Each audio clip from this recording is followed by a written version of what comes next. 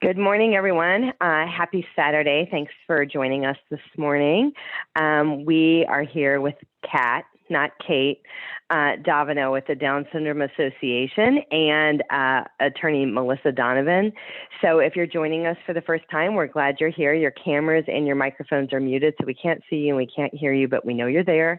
Today's webinar is being recorded, and we'll send out an email on Monday with the recording and a PDF of the slides so you guys can have that for your reference. We do want this to be interactive, so if you have questions today, we hope that you will put them in the chat box, and Kat is going to be monitoring the chat box as we go through this presentation. So I'm Allison Schaberg, Consolidated Planning Group. We are a holistic special needs financial planning firm, and today I have with me Melissa Donovan from the Law Firm. So I'm glad to have Melissa back with us. So today, what we're going to be talking about is why do you need a special needs attorney and a special needs financial planner? We're going to be talking about some of the differences of what we do and how we work. There seems to be a lot of confusion in the special needs community between a special needs attorney and a special needs financial planner. So we're hoping to kind of untangle some of that and provide a little bit more clarity of the roles and who does what and why you need the various things. So having said that, I'm going to turn it right over to you, Melissa. Hi, I'm Melissa Donovan. Like Allison said, I'm from a law firm in Austin, Texas. And this is a question that we get a lot, especially with clients when they're coming in to see me, because as an attorney, our role is to do legal work. I am not a financial advisor. I can't give you the best advice on investments or financial vehicles. And that's, of course, where someone like Allison would come into play. And it is important when you have children that do have special needs, that you're working with someone who is acutely aware and familiar, like Allison is, with the specific needs of you and your family and your children. So it is important that when you're working with professionals that you have a team and that team is working together towards the goal of making sure everything is in place for you and your family kind of down the line.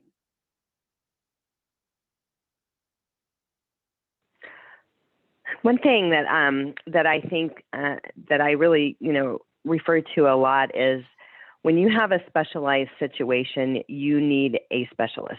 So just like if you had a heart problem, you're not going to go to the PCP, you're not going to go see a podiatrist or somebody that dabbles in heart things. You want to see somebody that is really good at what they do. And so when you have a special needs loved one that may need care for the rest of their life, your situation is specialized. And when you're looking at the future, transition planning in general, you're looking at things from a lot of different perspectives. One is, if you're married, whether you're married or not, retirement. Retirement could be 25 to 35 years that you're going to be spending, and that's a big bucket of money that a person needs to be able to live off for 25 to 35 years.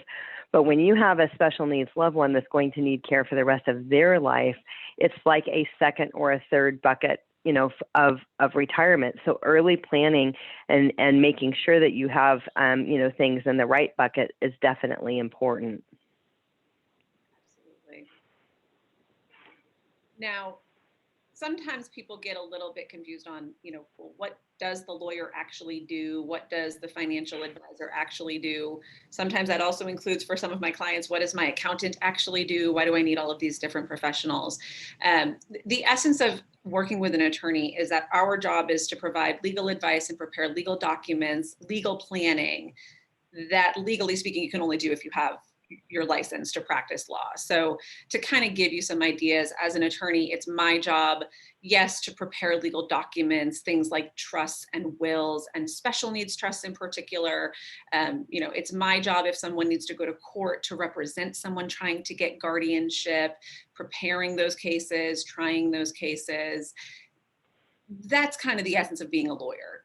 Certainly there are situations where when I'm working with clients, when it comes into play of, maybe there is a need for a special needs trust, And we want to make sure that there's funds there to make sure the trust has enough money in it to take care of your child. And again, that's where Allison comes back in, because she's going to be in the best position, someone who is a special needs financial planner, to make sure that, is life insurance the best route? Is there an investment account that's the best route? Do you have options with where you work? Is there a pension that you can possibly use? So those are all things that it's really important to kind of differentiate there and make sure that those planning tools, the buckets that Allison is referring to, are going to work together with the plan that you put together with the attorney that you're working with.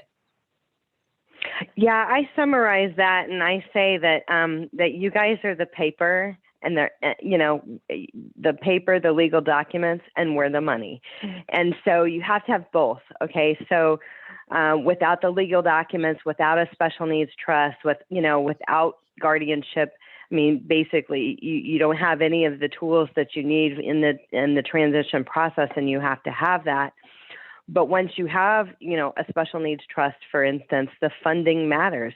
How we go about funding it, making sure we're using the right money at the right time to not, cut off your nose to spite your face, and in a trust that's irrevocable or something like that. So we're thinking about all of those things. And so, and when I was talking a moment ago, like the difference between a financial planner, a special needs planner, and an attorney. So there's a lot of attorneys out there. There's a lot of financial advisors out there. But there are a lot of them that, as far as a financial advisor, special needs advisors have all of the same licenses and then some, and other certificates and things like that have them specialized in special needs. Whereas there are attorneys out there that can do special needs trust, but they dabble in them. And there are definitive rules and POMs with the Social Security Administration on what has to happen for a special needs trust to be deemed as a special needs trust in the eyes of Social Security. So these are all matters that are really important, and kind of the difference of doing it yourself. Okay, so there's some things that you obviously you could get by with doing it yourself if you want to download a power of attorney or something like that. But when it comes to these special needs trust and guardianship and money in the right buckets, these are not things that people typically want to do themselves. Do you have any experience on that? Melissa, what are your thoughts on that? I definitely, and I know I get it. It sounds biased coming from an attorney to say you should use an attorney for something. I get that. But like, if you are in a pinch and someone needs to go online and download a medical power of attorney because they're about to go in the hospital, we get that. Those things are going to happen. Someone goes online and does a simple will, as much as I might disagree with that, it's probably not the end of the world if it's going to be signed and executed and notarized and all that sort of stuff. But you never want to do a trust on your own. I have had some nightmare stories, and it's interesting because I've had some nightmare situations relatively recently going on with some clients from, who didn't understand, like we're talking about, you don't have a financial advisor who does legal work for you, and you don't have an attorney who does financial advising for you, and then other clients who have to try to do things on their own. When you're dealing with trust, to kind of give you an example, if you're trying to do things on your own, you can really run into some issues, not just in the realm of, okay, you might not be familiar with all of the rules and what has to be in play in terms of POMs and state Medicaid rules and things like that. Those are things that vary from state to state, particularly dealing with Medicaid. I have one client who, he didn't try to do things alone, but he had kind of gotten, you hate to say it, but duped into one of these situations where an financial firm from out of state went to the church, did some planning for them. Now, I'm a certified elder law attorney, so this is a little bit of a different scenario because it's more on the side of special needs planning. But this couple 6 years ago had a proposed Medicaid asset protection trust put into place that is absolutely useless. And he gave that financial firm thousands of dollars to do it for him. That's terrible. You always want to make sure you're working with an attorney, because now 6 years later, they thought they were good to go. They're not. And now what do you do? I have another client who years and years and years ago, and this is a little bit outside the special needs realm, but it just kind of gives you an example. If you're doing your own planning, smart man, smart gentleman, he and his wife 20 years ago prepared a trust for themselves out of a book that they found at the library or whatnot. Now he has a house in a trust. His wife died 15 years ago. He doesn't know where the trust is. There's a problem when you own things in a trust that nobody has a copy of the trust document. You don't get to just go and take the house out of the trust because you want to. So it's really important that you're doing this planning. If you're going to go that route, if there are things that you need, particularly dealing with more complicated situations like special needs planning, you really want to make sure you're working with a professional, with an attorney, with someone like you were saying, Allison, that really knows what they're doing. I know plenty of estate planning attorneys that, like you were saying, they'll dabble, or you've got your general practitioner who will dabble in estate planning and they'll say, yeah, sure, I can do a will for you. I can do a special needs trust for you. It's no big deal. They can, it doesn't mean they should. Right. Yes. Kind of like you tell your kids, like, because you can do something doesn't mean you should do something. It's the same thing in legal practice, and probably the same thing in financial planning. We had a question that says, do your financial planner and attorney need to work together, or do you meet with them separately? And typically the answer is you meet with them separately, but we refer each other. So when we're in the weeds, I call it, with your financial, and planning and doing the Social Security analysis and all the things that we do, we're understanding what's out there, what is needed, the trust, those types of things, and we make referrals accordingly. We're happy to work with, the attorney that you have already chosen. And same thing, when Melissa is going through her work, she sees or knows and understands that a person might need an ABLE account, or she might see that there might be some assets in the wrong buckets and things like that. And so we just kind of we work together, and it just depends, on the client and their preferences and how that works. But usually the appointments are separate from one another. Yeah, and there, just to kind of add on to that, so that you understand what Allison is saying in terms of meeting separately. Is it possible that some people might want to meet and have their financial advisor in with their attorney? Yes, that can happen. The thing that I always like to caution my clients on is, if you have someone else in the room, sometimes it's in the best interest of you as the client to not have your financial advisor there, not because they're not helpful, they're incredibly helpful. But if there are any concerns about needing to keep things quiet, most people are kind of familiar with that attorney-client privilege, confidentiality. We've all watched Law and Order at least once in our life. But you lose that if there's someone else in the room.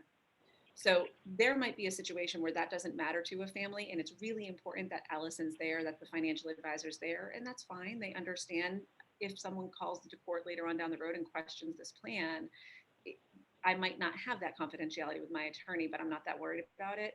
Other situations, it is really important that you do meet separately to maintain that. I've had some clients where they know, I've got issue with mom and she's already tried to steal my identity once. And I say that because that's happened to a client of mine. With that particular client, she was referred to me by a financial advisor I know very well that normally would attend the meetings. But for that situation, no, it's absolutely important that that person is there by themselves. So it just depends on the circumstances. For sure. So tell us a little bit more about some of your roles that you do. So for me, most of my clients, when we come in, what we're looking at doing is really getting a big picture of what your circumstances are. What is the family situation? What is the situation with your children? And in particular, when dealing with clients who do have special needs children. What I see my role as is, a lot of people do think I'm going to an estate planning attorney. Oh, they're just putting my name on a document. That's really not what a good attorney is doing. An attorney's job is not just to put your name on a legal document and fill out a piece of paper. You could go online to do that. An attorney's job is to give you the legal advice and guide you through the process so that you are doing what is in the best interest of your family. So we're going to talk about, okay, is your child on Medicaid already? Are you receiving Social Security yet?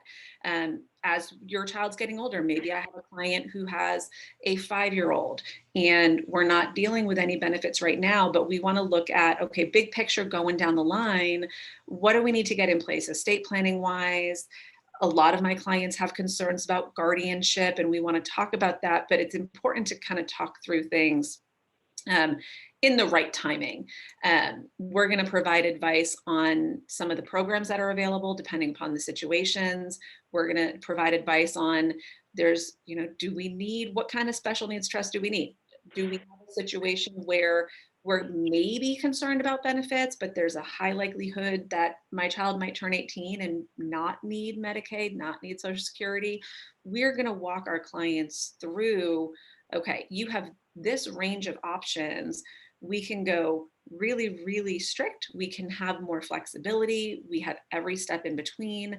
How do we determine what's going to make most sense for you? So we might be talking about maybe you just need a will with what's called a testamentary special needs trust. Maybe you have concerns where you do think there's going to be other family members contributing, and there lends itself more circumstances that maybe we need to have a trust in place right now for Sally. Maybe we need to make sure of that. So those are the things that we're going to walk through with clients is what are the programs available to you? And I know, Allison, you do that a lot with your clients as well. That's a little bit of an overlap there. What are the exemptions? What are the limits? All of those sorts of things we're going to talk about. And then also the actual planning techniques. So what a special needs financial advisor does, some of it things are similar to your average financial advisor that maybe you've worked with in the past is, provide financial advice. How we're compensated, it could be fee-based or commission-based. We're able to calculate future care cost estimates. We do advanced planning where we're able to do kind of cash flow scenarios, what if scenarios, what if you retire at this age versus this age.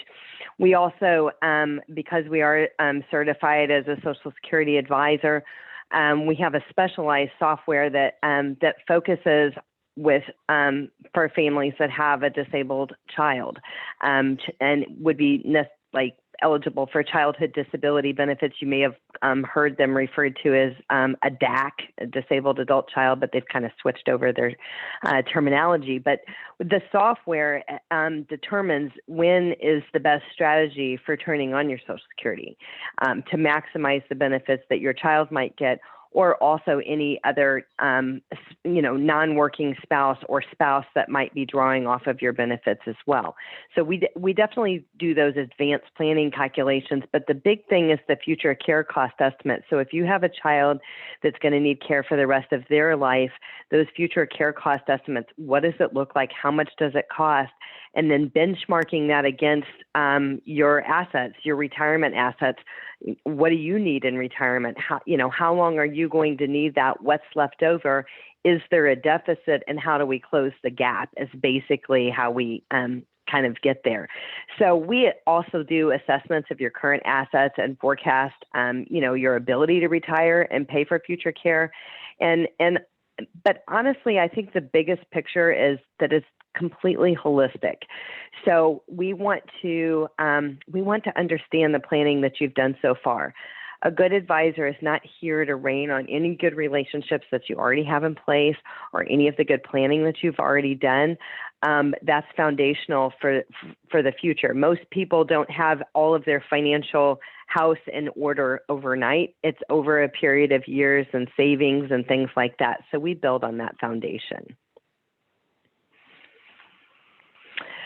Okay, I think we talked about some of this. Some of the things, additionally, it's not just providing the financial advice. We also do manage assets.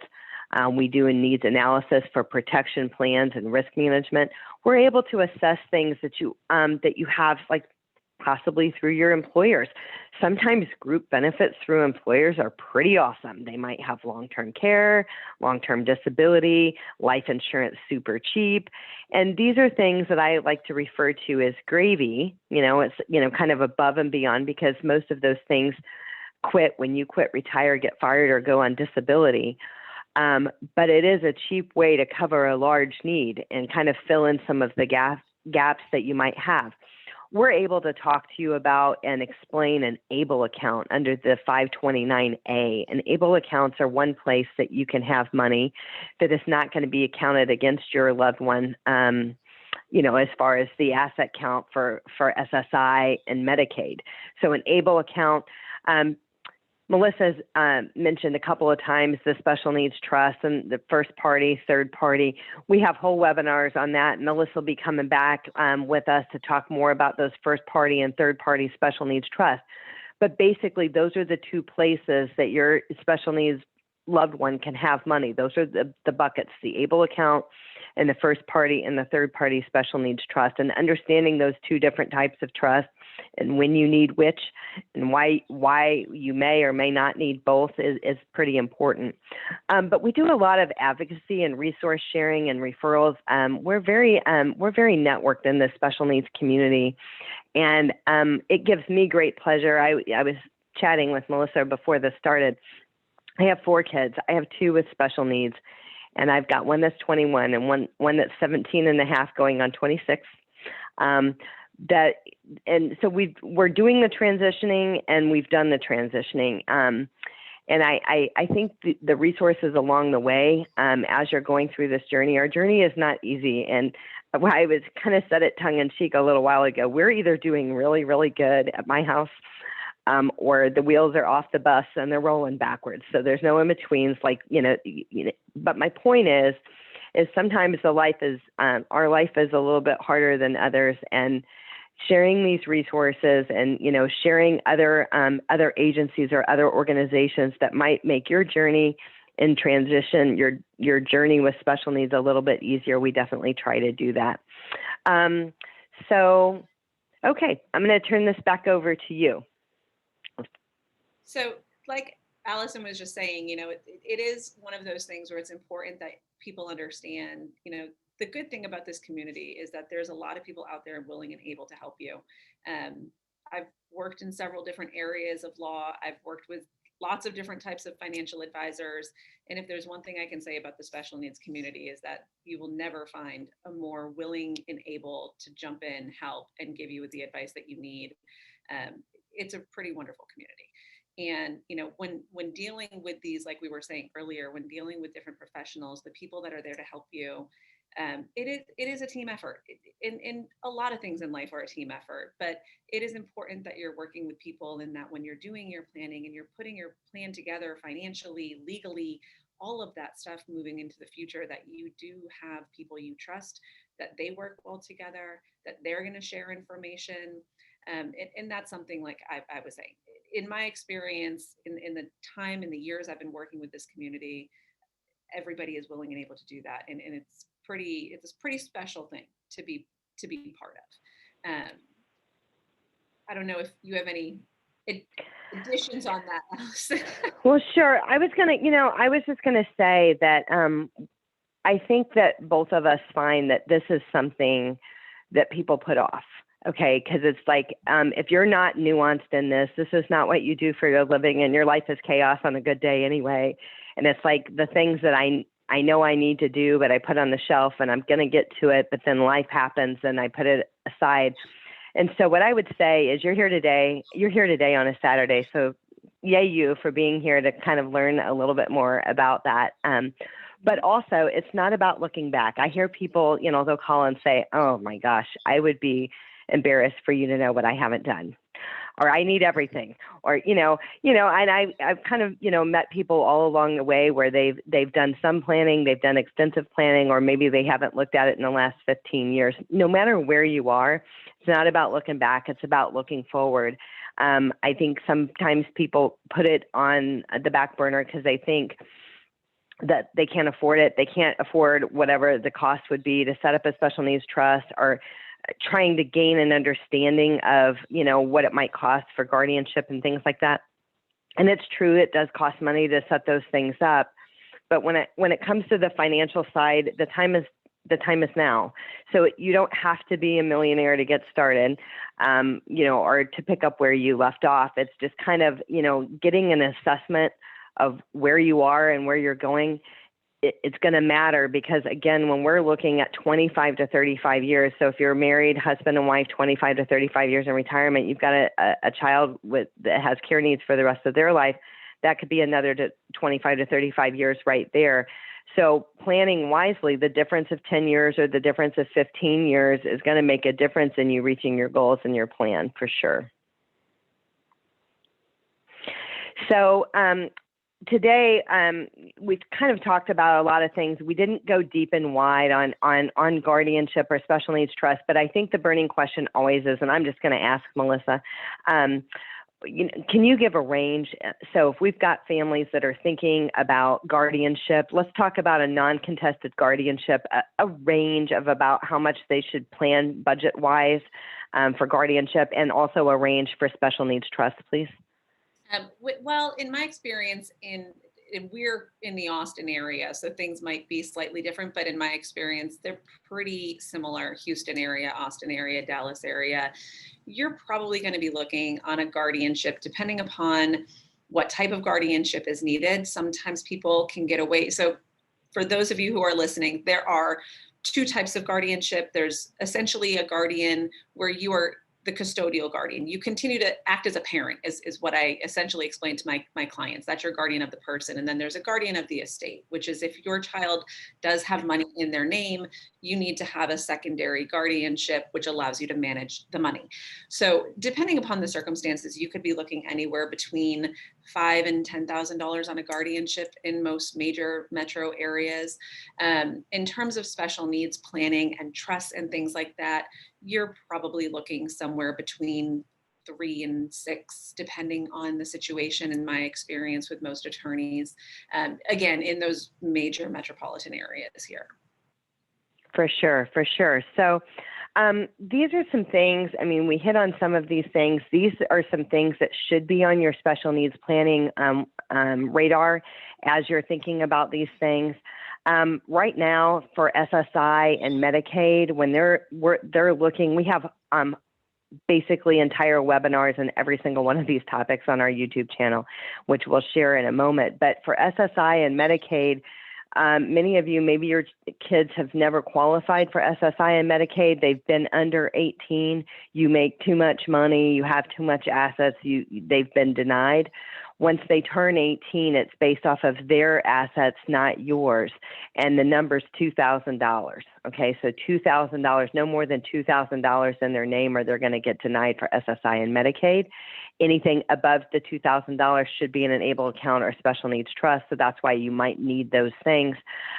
One of the things I really try to make a point on every single webinar that we have is about beneficiary designations, because we see the biggest errors, and it's an accident. If you've done it, it's an easy fix, and you don't have to pay me or Melissa to help you fix it. You can do it all by yourself by just getting a new beneficiary designation form.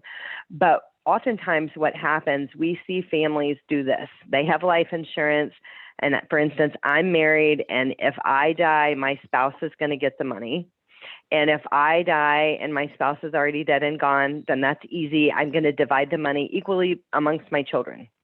So this is a common thing that we see all of the time.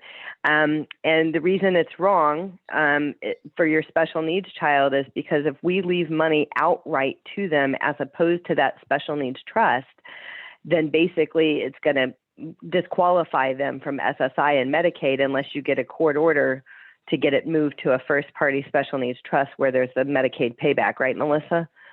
Correct.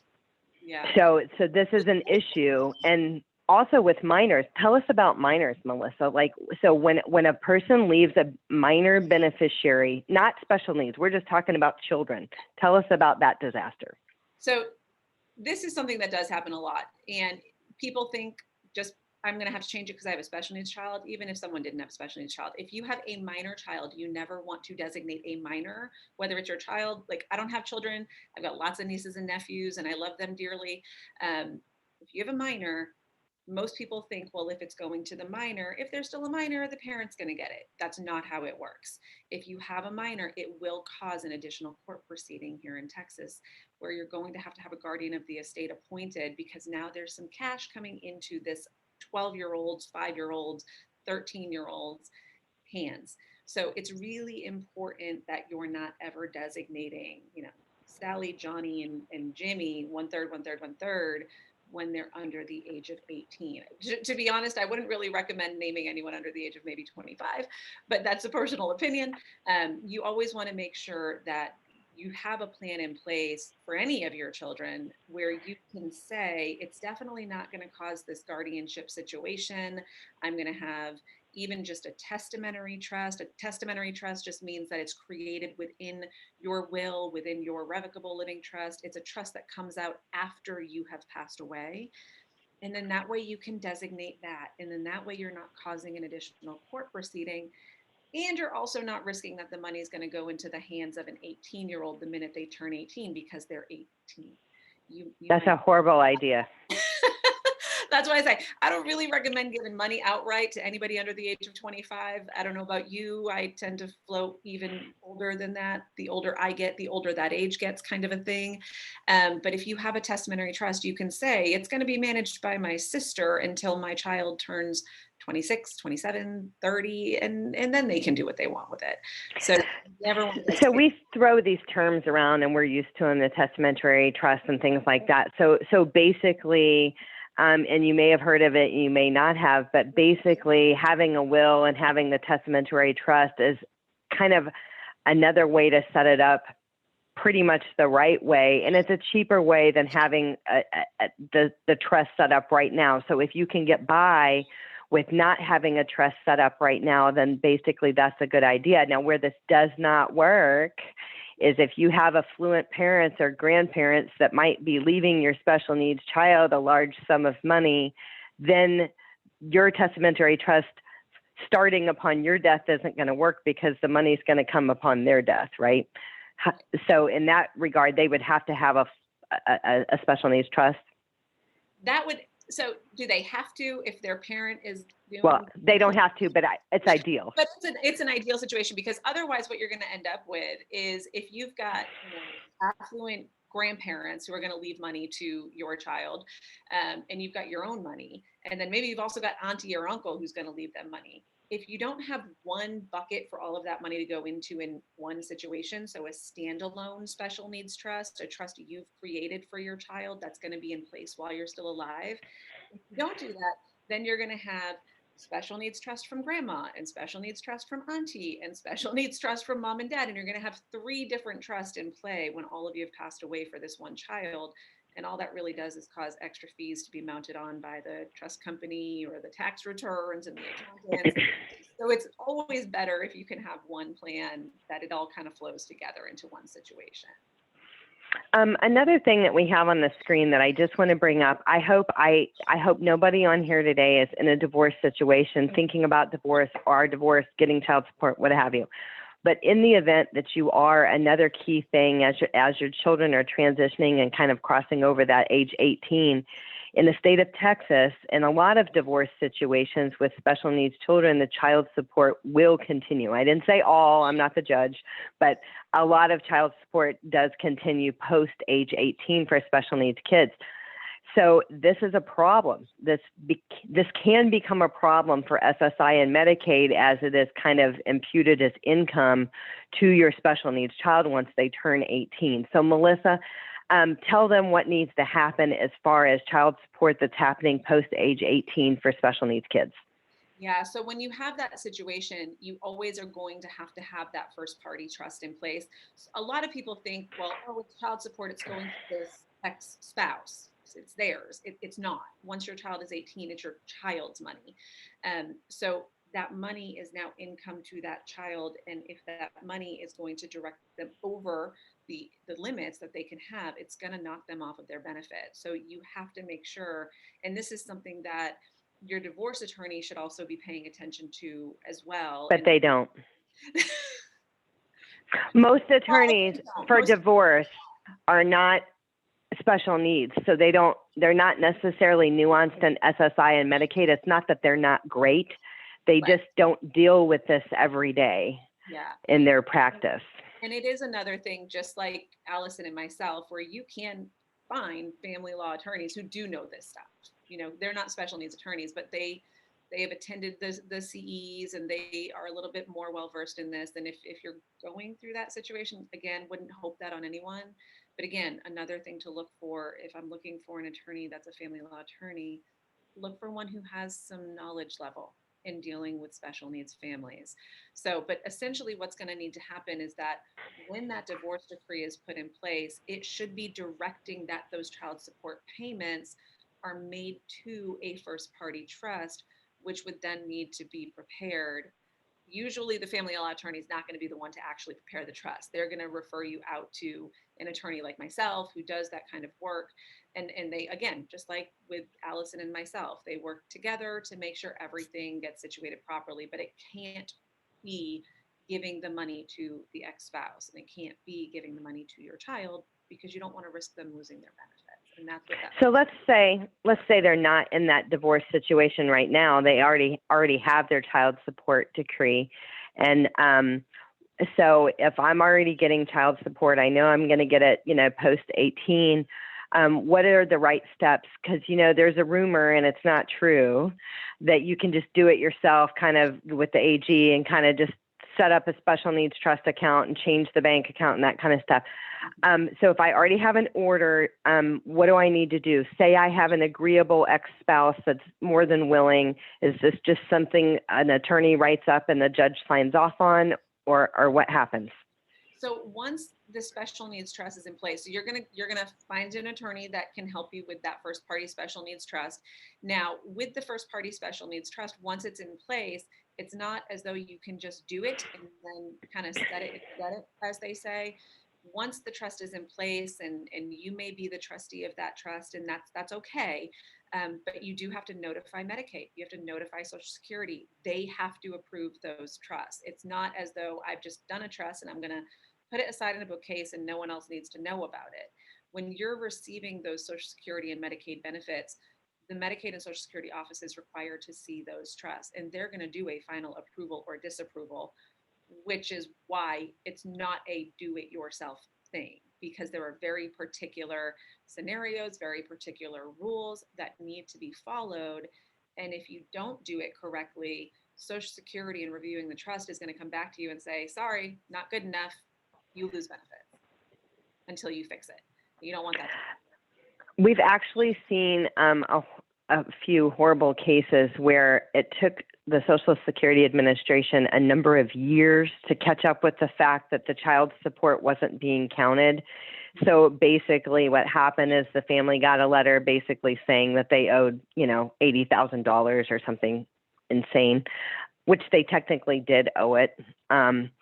So that can happen. So I always say you're not getting over on the Social Security Administration. They are slow and they're behind, and their offices have been closed. They've been meeting by phone since the pandemic, but it does catch up. They will figure it out, and then you'll be in this owing situation, which is relatively horrible.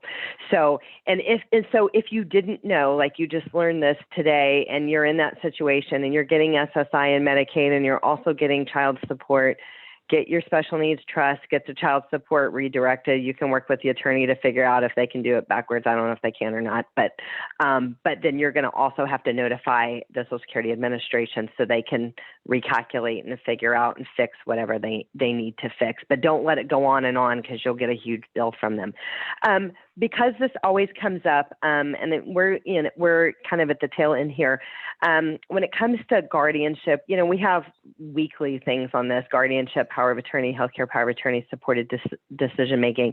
And these are things that are like thrown around in the community all the time about these types of things. But there's a lot of misnomers out there. There is a such thing as partial guardianship. Essentially, it doesn't necessarily have to be full, but as far as starting the process, can you just explain to somebody about how and when they should start that process and about how long it takes? So usually I advise my clients that you want to start that process about 6 months prior to the child's 18th birthday. Does it take 6 months to get a hearing? Not usually. There could be circumstances where it can take a little while. But the reason that we say that is you don't want to start too soon, because a lot of courts, like here in Travis County with Judge Herman, the way things start out is with a doctor's determination, and there are specific physician's forms that need to be filled out. If that form has been filled out too early, you got to do it again. So 6 months is a good time frame, because it puts you in a good time frame that you have plenty of time where you're not feeling rushed. And most judges are not going to issue a guardianship until after the 18th birthday. So on average, a week after the 18th birthday in the Austin area is where judges will kind of sit. So you can't turn 18 on Thursday and have the hearing on Thursday of the 18th birthday here in Travis County. The Judge Herman would say it needs to be next week. So usually what's going to happen is you have that physician certificate, you get that back from the physician determining what the medical situation is. Then when you're working with your attorney that's doing the guardianship for you, they're going to file all the applications, they're going to prepare all of that stuff.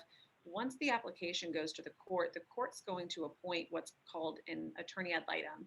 And really what that is it's an attorney to represent your child, because the attorney that you hire represents you, not your child. So the court appoints another attorney to represent your child, and you never know how busy that attorney is. It might take some time for them to be able to connect with you and your child to do the investigation that they need to do.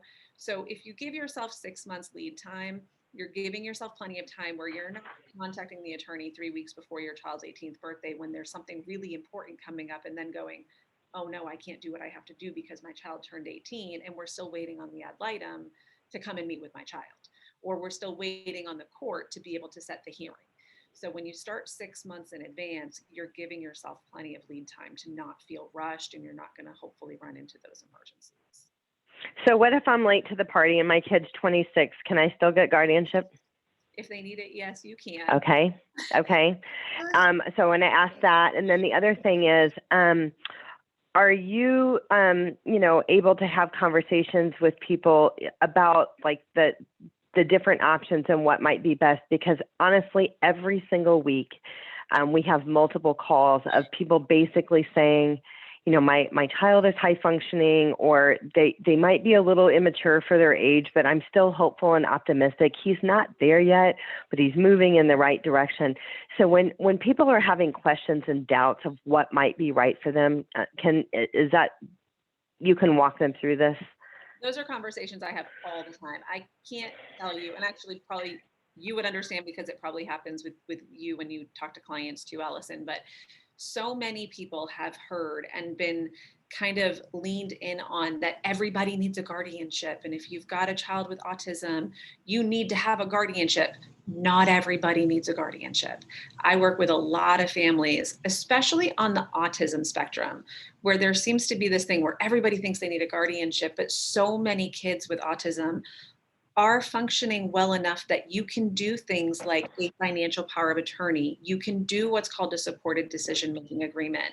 And those are conversations I have with clients all the time, because the thing you want to keep in mind, and this is a personal opinion, but I think it's also something that goes throughout the community, is guardianship's a big deal. You are putting yourself at the whim of the court until that guardianship is terminated, and you are removing your child's rights to do most, if not all, things for themselves. For a lot of parents, that's a hard thing, especially if you think your child can do some stuff. You don't need to do that. If your child has enough understanding to be able to sign some simple legal documents, which we would always have you go to a doctor and get their opinion on that. If the doctor says, well, yeah, they might need some help, but they do have enough capacity to sign that power of attorney, we're going to lean towards that supported decision-making agreement, a power of attorney, because then you're still able to help your child. You're still able to guide them the way that you've been guiding them their whole life. You're not taking their rights away from them. You're not suddenly saying my child can never make a decision about driving or can't make their own medical decisions at all. You're just saying my kid needs some help. That's the idea. For sure. And just on that note, before we go, is there an IQ threshold? So it's debatable. Like, can a person, do they have the capacity to understand or not? So when we're talking about intellectual disability, IDD in Texas with an IQ of 70 or below, do you guys have a threshold of when a person can understand or not understand from an IQ number perspective? So for me personally, I don't put myself in the situation of being the one to make those determinations. That's not my job as an attorney. We are going to fall in line with conversations. There are certainly situations where we will have a conversation with someone and I can kind of say, okay, I think that they might have, but we're always going to lean on a doctor's decision about what that doctor says as to that child's capacity level. Honestly, most of my clients who have children with that IQ level where they're in that 70 80 below, a lot of them do end up going the guardianship route. Could there be a scenario where it might not be necessary? I'm sure there might be, but that's kind of a case by case basis, and we are usually going to lean on a doctor's determination as to what they're saying about things, and most courts are too.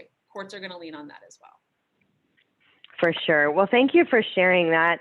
I'm going to just put on, well, here's my team. I was going to say I was going to put our contact information out there.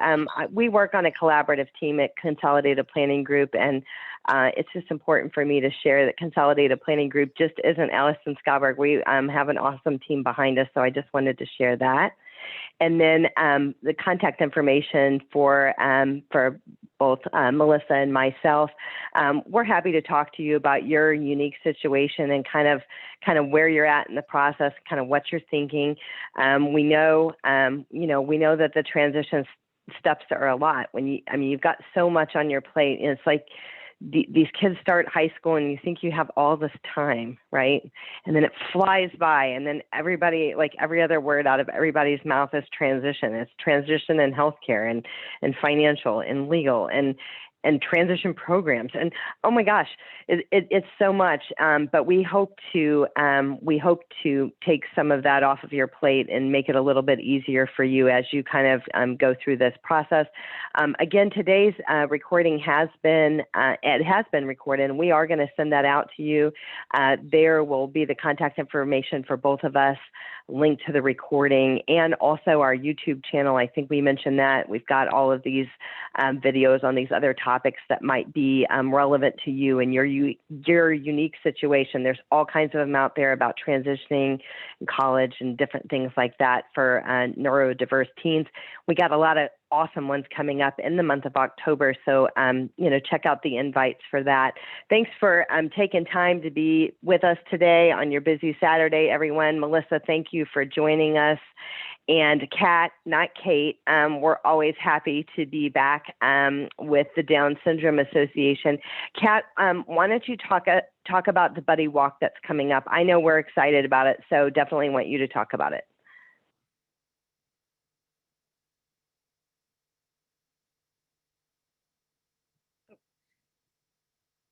Kat, you're on mute. After I just gave my whole spiel and everything. Okay. Saturday, November 6th, from 10 to 2 at Constellation Field in Sugar Land, we'll be having our 21st annual Houston Buddy Walk. It's a day of fun, games, performances, music, dancing, all kinds of fun stuff just to celebrate Down syndrome, practice inclusion and diversity, and just a way to have fun with a short 1 mile walk at the end. But like I said, we'll have raffle, face painting. There's going to be superheroes out there, performers, music, vendors, all kinds of fun things to come out and do. So if you want to join us, please feel free to come on out. We can't wait to be there with you guys, and we're excited that it didn't get postponed. I know it's been challenging with COVID. So anyway, well, thanks for all you do. Thanks everyone for joining us today. Thanks again, Melissa, and we look forward to being back with you again soon. Have a great weekend. Bye now. Have a good